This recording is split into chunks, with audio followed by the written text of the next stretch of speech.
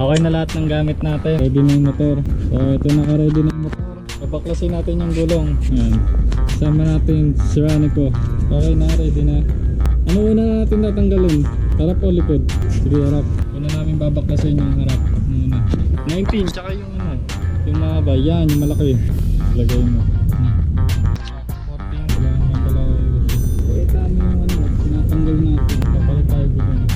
Kailangan patanggalin para mausad. Yun, diba? Lock yung camera. Hindi tatanggalin. Puno yung ano, puno muna yung number 10 doon. At 14 meter open and close range. 12 pala. Hindi may 12. Ito dito. Diba? Tapos ano wala. Yun pa ito. Size 4. Itago ko yan. Ang dumi naman. Kailangan pala tanggalin. Uy! Dumi ulit. Tanggalin natin yung gulong. Pakita mo. Tanggalin mo. Ano din? Pakita natin. So natanggal na namin yung dalawang gulong sa harap at sa likod. Diba? Nasa loob yan, sa loob. Tanggalan namin. Papakabit na namin yung bagong gulong. Ito na yun. Kaya mawakan to?